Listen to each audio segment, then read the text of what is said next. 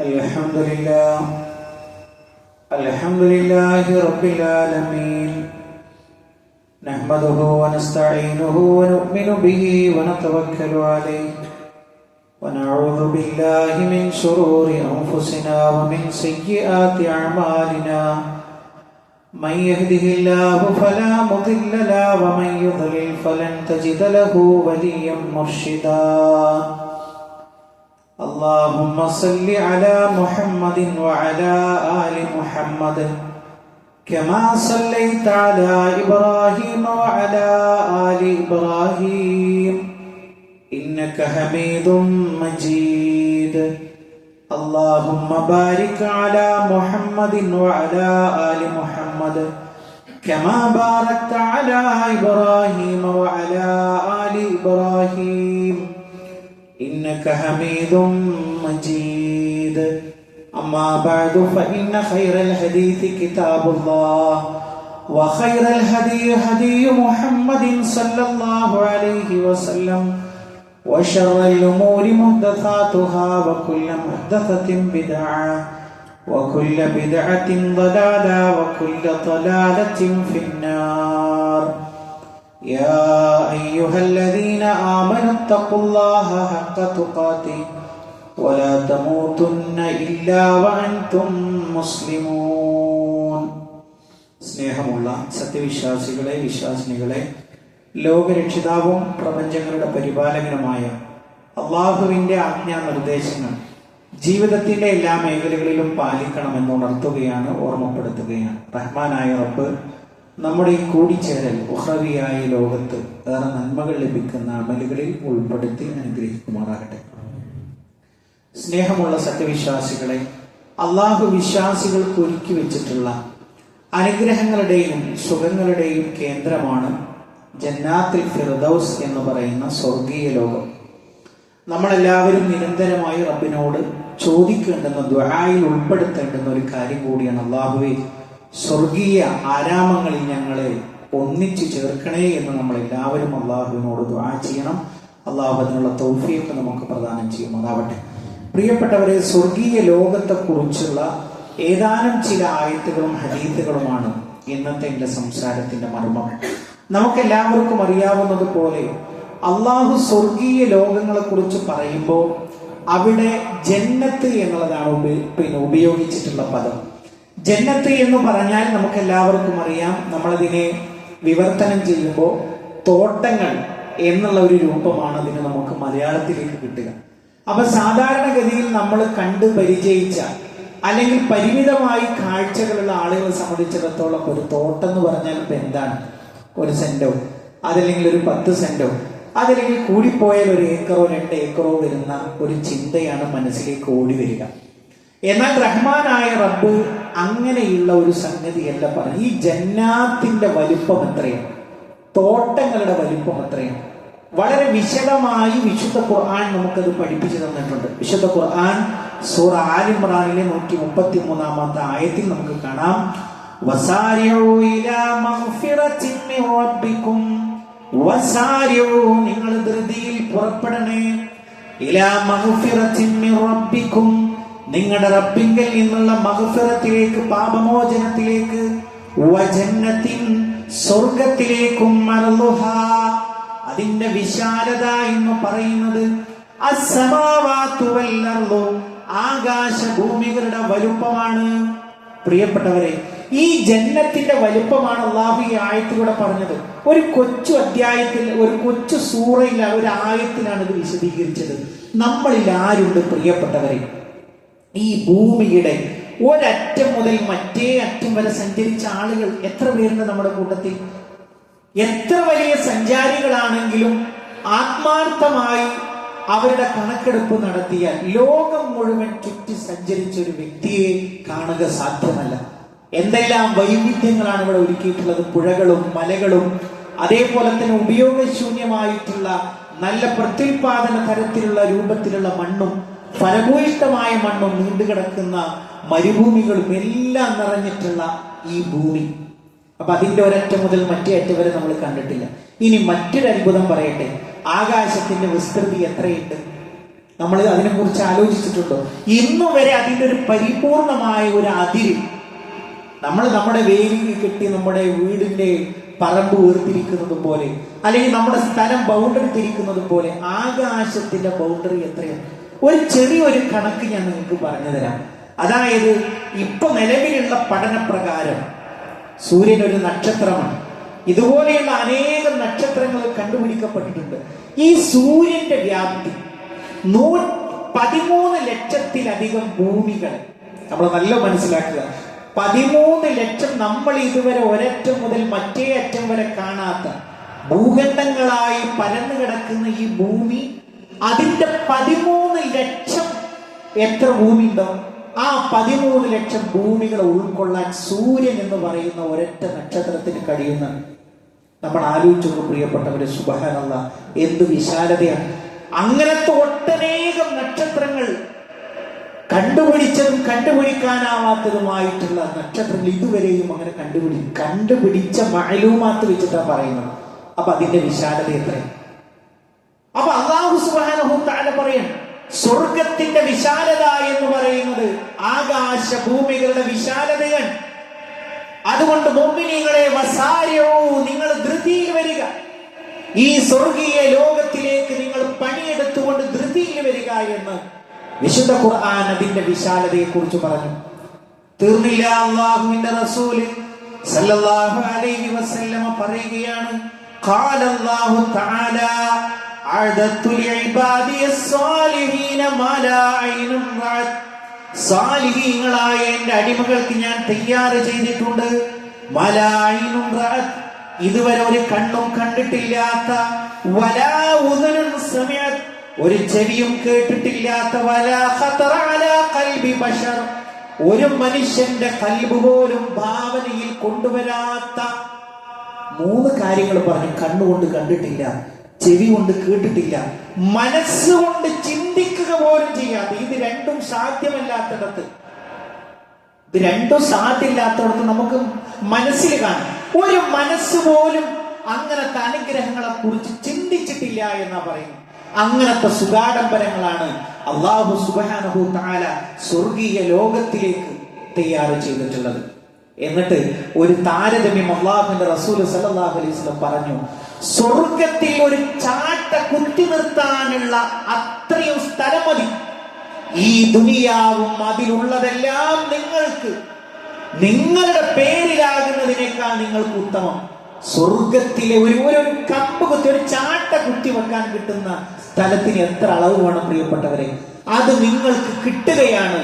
ഈ ദുനിയാവും അതിലുള്ളത് മുഴുവൻ നിങ്ങൾക്ക് കിട്ടുന്നതിനേക്കാൾ മെച്ചമെന്ന് ഹബീബായ റസൂലുള്ളാഹി സ്വല്ലല്ലാഹു അലൈഹി വസല്ലം നമ്മളെ പഠിപ്പിക്കുമ്പോൾ, പ്രിയപ്പെട്ടവരെ, നമ്മളെല്ലാവരും ആഗ്രഹിക്കേണ്ടത് ആ ഒരു ജന്നാത്തുൽ ഫിർദൗസിൽ അല്ലാഹുവേ ഞങ്ങളെ പ്രവേശിപ്പിക്കണേ എന്ന് ആത്മാർത്ഥമായി ദുആ ചെയ്തിട്ട് വേണം പ്രിയപ്പെട്ടവരെ നമ്മുടെ ജീവിതം തുടങ്ങാനും ഒടുങ്ങാനും എന്ന കാര്യം സാന്ദർഭികമായി സൂചിപ്പിക്കുകയാണ്. മാത്രമല്ല പ്രിയപ്പെട്ടവരെ, ഒന്നാമതായി സ്വർഗീയ ലോകത്തിലേക്ക് പ്രവേശിക്കുന്നത് ആരാണ്? ഹബീബുനാ റസൂലുള്ളാഹി സ്വല്ലല്ലാഹു അലൈഹി വസല്ലമയാണ്.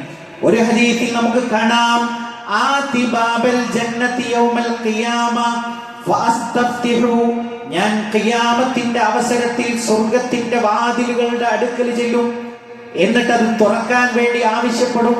ഫയഖൂലുൽ ഖാസിനു, അതിന്റെ കാവൽക്കാരൻ ചോദിക്കുകയാണ്, കാവലേർപ്പെടുത്തിയിട്ടുള്ള മലക്ക് ചോദിക്കുകയാണ്, മൻ അൻത, നീ ആരാണ്? അല്ലാഹുവിന്റെ റസൂൽ സല്ലല്ലാഹു അലൈഹി വസല്ലമ തുറക്കാൻ വേണ്ടി ആവശ്യപ്പെടുമ്പോ മലക്ക് ഇങ്ങോട്ട് റിപ്ലൈ ചോദിക്കും, താങ്കൾ ആരാണെന്ന് ചോദിക്കുകയാണ്. ഫഅഖൂലു, അപ്പൊ ഞാൻ പറയും, മുഹമ്മദ് സല്ലല്ലാഹു അലൈഹി വസല്ലം പറയണം, ഞാൻ മുഹമ്മദാണ് സല്ലല്ലാഹു അലൈഹി വസല്ലം. അപ്പോഴോ ഫയഖൂലു, ആ മലക്കതാ പറയുന്നു, ബിക ഉമിർതു ലാ അഫ്തഹു ലി അഹദിൻ ഖബ്ലക, നിനക്ക് മുമ്പ് ആർക്കും ഇത് തുറന്നു കൊടുക്കരുത് എന്നുള്ള ഓർഡർ ഉണ്ട്, അതുകൊണ്ടാണ് ഞാൻ ഇത് ചോദിച്ചത്. അപ്പൊ സ്വർഗീയ ലോകത്ത് ആദ്യമായി പ്രവേശിക്കുന്നത് ഹബീബുന റസൂലുള്ളാഹി സ്വല്ലല്ലാഹു അലൈഹി വസല്ലമയാണ് എന്ന കാര്യം നമ്മൾ പ്രത്യേകമായിട്ട് മനസ്സിലാക്കണം. മാത്രമല്ല സ്വർഗീയ ലോകങ്ങളിലേക്ക് സംഘമായി അല്ലെ, കൂട്ടമായിട്ടാണ് വിശ്വാസികൾ പുറപ്പെടുക എന്നുള്ളത് വിശുദ്ധ ഖുർആൻ നമ്മളെ പഠിപ്പിക്കുകയാണ്. وسيق الذين اتقوا ربهم إلى الجنة زمرا حتى إذا جاءوها അള്ളാഹുവിനെ ഭയപ്പെട്ട് ജീവിച്ച ആളുകൾ അതാ സ്വർഗത്തിലേക്ക് സംഘങ്ങളായി പോകുന്നു. അങ്ങനെ ആ സ്വർഗീയ ഭവനങ്ങളുടെ അടുക്കലെത്തുമ്പോ വഫുതിഹത് അബ്വാബുഹാ, അതിന്റെ വാതിലുകൾ തുറക്കപ്പെടും. വഖാല ലഹും ഖസനതുഹാ, അതിന്റെ കാവൽക്കാര് വിശ്വാസികളോട് പറയുകയാണ്, സലാമുൻ അലൈക്കും തിബ്തും ഫദ്ഖുലൂഹാ ഖാലിദീൻ, നിങ്ങൾക്ക് ശാന്തി ഉണ്ടാവട്ടെ, സമാധാനം ഉണ്ടാവട്ടെ, നിത്യവാസികളായി ഇതിലൊന്നും പ്രവേശിക്കൂ എന്ന് അതിന്റെ കാവൽക്കാരായ ആളുകൾ ആ വിശ്വാസികളോട് പറയുന്നു. അല്ലാഹു അത്തരക്കാരിൽ നമ്മളെ എല്ലാവരെയും ഉൾപ്പെടുത്തി അനുഗ്രഹിക്കുമാറാകട്ടെ. പ്രിയപ്പെട്ടവരെ, അല്ലാഹുവിന്റെ റസൂൽ സല്ലല്ലാഹു അലൈഹി വസല്ലമ ഒരു ഓഫർ നമുക്ക് നൽകി. എന്താണത്? വഅദനി റബ്ബി അൻ യുദ്ഖിലൽ ജന്നത മിൻ ഉമ്മത്തി 70,000 വരുന്ന ആളുകളെ സ്വർഗ്ഗത്തിലേക്ക് പ്രവേശിപ്പിക്കും. എങ്ങനെ? ലാ ഹിസാബ അലൈഹിം വലാ അദാബ്, അവർക്ക് വിചാരണയില്ല, അവർക്ക് ശിക്ഷയില്ല, അവർ നേരെ സ്വർഗത്തിലേക്ക് പ്രവേശിക്കും. എന്നിട്ടോ പ്രവാചകൻ സല്ലല്ലാഹു അലൈഹി വസല്ലം പറഞ്ഞു, മാ കുല്ലി അൽഫിൻ, എല്ലാ 1000ന്റെ കൂടെയും 70 അൽഫ, വീണ്ടും 70,000 ആളുകളെ വീണ്ടും അല്ലാഹു സുബ്ഹാനഹു തആല അവരോടൊപ്പം ആഡ് ചെയ്യുമെന്ന് പറയുമ്പോൾ, പ്രിയപ്പെട്ടവരെ, ആത്മാർത്ഥമായി റബ്ബിനോട് നമ്മൾ ദുആ ചെയ്യേണ്ടുന്ന ഒരു വിഷയമാണ്. അല്ലാഹുവേ, അത്തരക്കാരെ ഞങ്ങൾ ഉൾപ്പെടുത്തണേ എന്ന് നമ്മൾ പ്രാർത്ഥിക്കണം. പ്രിയപ്പെട്ടവരെ, അല്ലാഹു അതിനുള്ള തൗഫീഖ് നമുക്ക് പ്രദാനം ചെയ്യുമാറാവട്ടെ. മാത്രമല്ല പ്രിയപ്പെട്ടവരെ, അല്ലാഹുവിന്റെ റസൂൽ സല്ലല്ലാഹു അലൈഹി വസല്ലം പറയുകയാണ്, ഇന്ന ഫുഖറാഅൽ മുഹാജിരീന യസ്ബിഖൂന അൽ-അഗ്നിയാഅ യൗമൽ ഖിയാമത്തി ഇലൽ ജന്ന ബി40 ഖരീഫ. അതായത് മക്കയിൽ നിന്ന് മദീനത്തേക്ക് ഉടുവടയില്ലാതെ അല്ലാഹുവിന്റെ റസൂലിന്റെ ആജ്ഞ കേട്ട് ഒപ്പം ഇറങ്ങി പുറപ്പെട്ട സഹാബത്തിലെ അവരിലെ പാവപ്പെട്ട ആളുകളാണ് ആദ്യമായി സ്വർഗത്തിലേക്ക് പ്രവാചകന്റെ കൂടെ പ്രവേശിക്കുക. അവരിലെ ധനികരായ ആളുകൾ പ്രവേശിക്കുന്നതിന്റെ 40 കൊല്ലം മുമ്പ് ഈ സാധുക്കളായ ആളുകളാണ് പ്രവേശിക്കുക. നമ്മൾ നല്ല ആലോചിക്കണം ഒരു കാര്യമാണ്. കാരണം സൗകര്യങ്ങളും കൂടുമ്പോഴൊക്കെ അതിനൊക്കെ എന്തുണ്ട്? ഹിസാബുണ്ട്.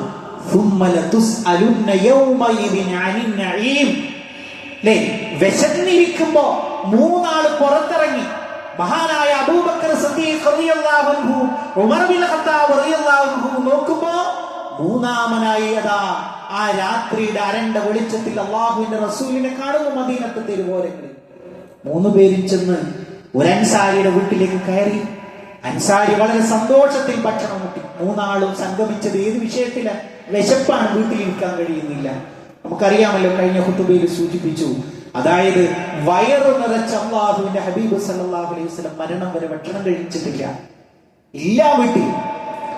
അപ്പോ അവിടെ നിന്ന് ഭക്ഷണം കഴിച്ച് ഇറങ്ങുന്ന സമയത്ത് അല്ലാഹുവിന്റെ റസൂല് ഈ 2 പേർക്കും ഓതിക്കൊടുത്ത ആയത്താണ്, ഒരു നേരത്തെ ഭക്ഷണത്തിന് പോലും വകയില്ലാത്ത ആളുകൾ ഒരു പിടി ഭക്ഷണം കഴിച്ചപ്പോ അല്ലാഹുവിന്റെ റസൂല് സല്ലല്ലാഹു അലൈഹി വസല്ലമ ചൊല്ലിക്കൊടുത്ത ആയത്ത് ഇതാണെങ്കിൽ, പ്രിയപ്പെട്ടവരെ, നമ്മുടെ നെഞ്ചിലേക്ക് ആയത്ത് തിരിച്ചു വെക്കുമ്പോ എത്ര തവണ ആയത്ത് നമ്മളോട് പറയണം. ഇതിനൊക്കെ കണക്ക് കൊടുക്കേണ്ട. ഉപയോഗിക്കുന്ന വാഹനം, വീട്, സമ്പത്ത്, എല്ലാത്തിന്റെയും കണക്ക്. ഒരു ഹറാമുമില്ല റബ്ബേ എന്ന് കൃത്യമായി. അല്ലേ? നമ്മളെ സംബന്ധിച്ചിടത്തോളം ദുനിയാവിൽ കുറെ അക്കൗണ്ടന്റുമാരുണ്ട്. അവര് സൂത്രപ്പണികൾ പറഞ്ഞു തരും, അതിൽ നിന്ന് രക്ഷപ്പെടാനുള്ള നിയമങ്ങൾ പറഞ്ഞു തരും. പക്ഷേ റഹ്മാനായ റബ്ബിന്റെ അടുക്കൽ നിന്ന് രക്ഷപ്പെടുത്താനുള്ള ഏത് ചാർട്ടേഡ് അക്കൗണ്ടന്റാണ് നമുക്കുള്ളത്? അവിടെ എല്ലാം ആ കണക്കൊക്കെ ശരിയാവണം. വരവും ചെലവും സ്രോതസ്സുകളും എല്ലാം ക്ലിയർ ആയതിനു ശേഷമേ സ്വർഗത്തിലേക്ക് പ്രവേശനമുള്ളൂ. അപ്പോ ഈ മുഹാജിറുകളായ ആളുകൾ അല്ലാഹുവിന്റെ റസൂൽ സല്ലല്ലാഹു അലൈഹി വസല്ലം പഠിപ്പിക്കുകയാണ്, തഅലമു അവ്വല സുബ്രത്തിൻ തദ്ഖുലുൽ ജന്നത മിൻ ഉമ്മത്തി, എന്റെ ഉമ്മത്തിൽ നിന്ന് സ്വർഗ്ഗത്തിലേക്ക് പ്രവേശിക്കുന്ന ആദ്യത്തെ സംഘത്തെ കുറിച്ച് നിങ്ങൾക്കറിയാമോ? എന്നിട്ട് അല്ലാഹുവിന്റെ റസൂൽ സല്ലല്ലാഹു അലൈഹി വസല്ലം പറയാണ്, ഫുഖറാഉൽ മുഹാജിരീന യൗതൂന യൗമൽ ഖിയാമത്തി ഇലാ ബാബിൽ ജന്ന വയസ്തഫ്തിഹൂൻ.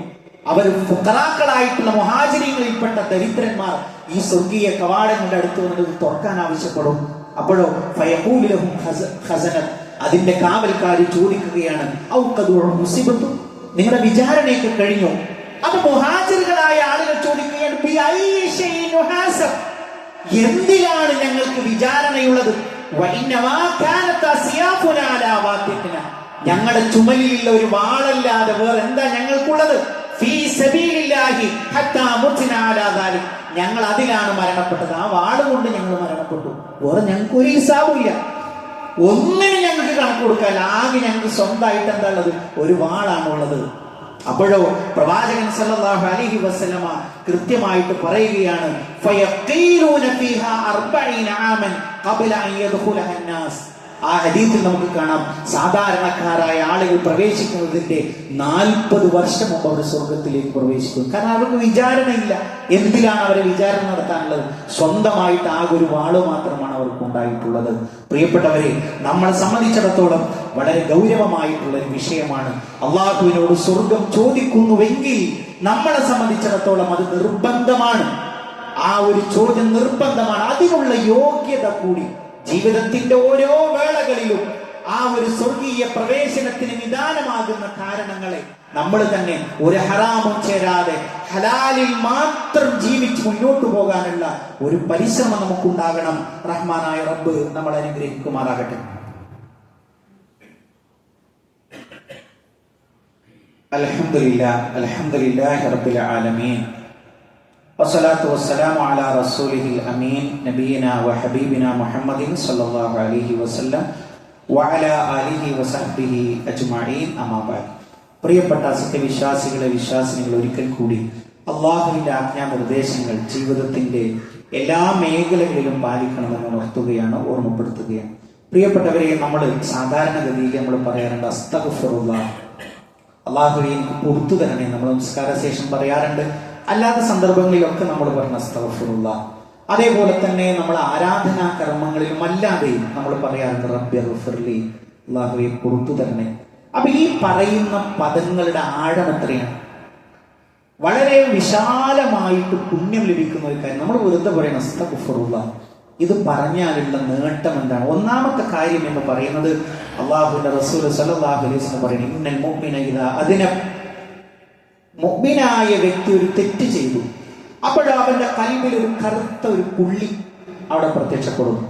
അങ്ങനെ ഫഇൻ താവ വസ്തഗ്ഫറ ഫുഖില ഖൽബഹു, അവൻ അല്ലാഹുവിനോട് അസ്തഗ്ഫിറുല്ലാഹ്, പുറത്തു തരണം അല്ലാഹ്, റബ്ബി ഗ്ഫിർലി എന്ന് പറഞ്ഞാൽ അതെന്ത് ചെയ്യും? അവന്റെ മനസ്സിൽ നിന്ന് അതിനെ അള്ളാഹു നീക്കം ചെയ്യും. അപ്പൊ മനസ്സിനെ ഈ ഇസ്തിഗ്ഫാർ ചോദിക്കുക എന്നുള്ളത് നൈർമല്യമുള്ളതാക്കും, മൃദുവാക്കി തീർക്കും എന്നുള്ളതാണ് ഒന്നാമത്തെ കാര്യം. രണ്ടാമത്തെ കാര്യം എന്ന് പറയുന്നത് അല്ലാഹു സുബ്ഹാനഹു തആല അവരുടെ പാപങ്ങൾ പുറത്തു കൊടുക്കും. വഇന്നീ ലഗഫാറുൽ ലിമൻ താബ, എന്നോട് തൗബ ചെയ്ത് ചോദിക്കുന്ന ആളുകൾക്ക് ഞാൻ പുറത്തു കൊടുക്കും. അസ്തഗ്ഫിറുല്ലാഹ് ചോദിക്കുന്ന ആളുകളുടെ തെറ്റുകൾ അല്ലാഹു പുറത്തു കൊടുക്കും എന്നുള്ളതാണ്. മൂന്നാമത്തെ ഒരു കാര്യം എന്ന് പറയുന്നത് നമ്മുടെ ഉമ്മ പറയാണ്, ആയിഷ റളിയല്ലാഹു അൻഹ ഖാലത് തൂബാ ലിമൻ വജദ ഫീ സഹീഫതിഹി ഇസ്തിഗ്ഫാറൻ കതീറ. തന്റെ റെക്കോർഡിൽ, നമ്മൾ അങ്ങനെയാണല്ലോ വിശ്വസിക്കുന്നത്, നന്മയുടെ റെക്കോർഡും തിന്മയുടെ റെക്കോർഡും, തന്റെ നന്മയുടെ റെക്കോർഡിൽ ധാരാളം ഇസ്തിഗ്ഫാർ രേഖപ്പെടുത്തിയിട്ടുണ്ട്. അയാൾക്ക് മംഗളമുണ്ടാവട്ടെ. അപ്പൊ നമ്മുടെ ആഖിറം ലോകത്തിൽ നമുക്ക് ഏറ്റവും ഹൈറായ ഒരു ജീവിതം ഈ ഒരു വാക്കുകൊണ്ട്, ഈ ഒരു ദിക്ർ കൊണ്ട് കിട്ടുമെന്നുള്ളതാണ്. നാലാമത്തെ ഒരു കാര്യം എന്ന് പറയുന്നത് നരകത്തിൽ നിന്ന് ഇസ്തിഗ്ഫാർ നമ്മളെ രക്ഷപ്പെടുത്തുന്ന. ഒരിക്കൽ പ്രവാചകൻ സല്ലല്ലാഹു അലൈഹി വസല്ലം സ്വഹാബാവലികളോട് പറഞ്ഞു, യാ മഅശറൻ നിസാ തസദ്ദഖന, നിങ്ങൾ കുറേ സ്വതക്ക കൊടുക്കണം. വഅക്തിർന മിനൽ ഇസ്തിഗ്ഫാർ, ധാരാളമായി അല്ലാഹുവിനോട് പാപമോചനം ചോദിക്കണം.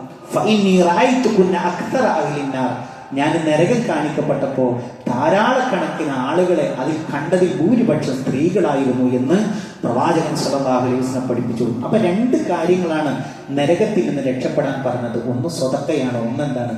ഒന്ന് ഇസ്തിഗ്ഫാറാണ്. അഞ്ചാമത്തെ ഒരു കാര്യം എന്ന് പറയുന്നത് അള്ളാഹുവിന്റെ റഹ്മത്ത്. നമ്മൾ എത്ര കണ്ട അസ്തഗ്ഫിറുല്ലാഹ് റബ്ബി ഗ്ഫിർലി, ഇപ്പൊ സയ്യിദുൽ ഇസ്തിഗ്ഫാർ നമ്മൾ ഇവിടെ തന്നെ പരിചയപ്പെടുകയുണ്ടായി. അങ്ങനെയുള്ള പാപമോചന പ്രാർത്ഥനകൾ വർദ്ധിപ്പിക്കുമ്പോൾ അള്ളാഹുവിന്റെ റഹ്മത്ത് നമ്മളെ സംബന്ധിച്ചിടത്തോളം അള്ളാഹു നമ്മളെ റഹ്മത്തിനാൽ പൊതിയും എന്നൊരു കാര്യമാണ് പ്രത്യേകമായിട്ട് സൂചിപ്പിക്കുവാനുള്ളത്. അതേപോലെ തന്നെ മറ്റൊരു കാര്യം എന്ന് പറയുന്നത് സ്വർഗത്തിലെത്തുന്ന ആളുകൾക്ക് അള്ളാഹു ദറജകൾ ഇതിനെ വർദ്ധിപ്പിച്ചു കൊടുക്കണം.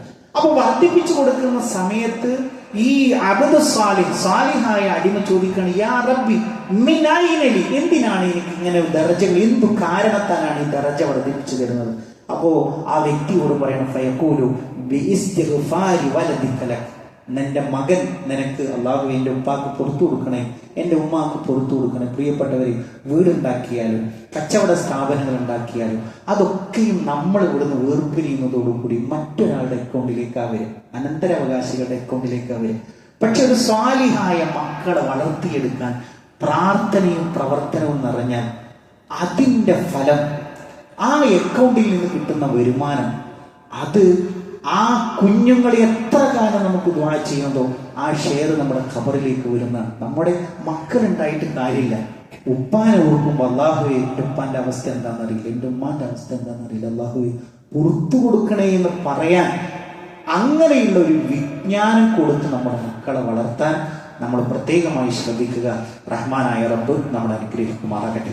പ്രിയപ്പെട്ടവരെ, 2 കാര്യങ്ങളാണ് സൂചിപ്പിക്കാനുള്ളത്. ഒന്ന്, നമ്മുടെ മക്കളുടെ ഒരു ജില്ലാ തലത്തിൽ ഒരു സംഗമം നമ്മുടെ ഈ അടുത്തൊരു പ്രദേശത്ത് വെച്ച് നടക്കുന്നുണ്ട്. അവരുടെ പാട്ടും പ്രസംഗവും അങ്ങനെ കൊച്ചു വളർച്ചയിൽ തന്നെ അവർക്ക് ഇസ്ലാമിക ശിക്ഷണത്തിൽ വളർത്തി വരുന്ന ഒരു സംഗമം ജില്ലാ തലത്തിൽ നമ്മുടെ മദ്രസ വിദ്യാർത്ഥികളുടെ ഒരു കൂട്ടായ്മ ഇവിടെ ഈ അടുത്ത ദിവസങ്ങളിലായിട്ട് നടക്കുന്നുണ്ട്.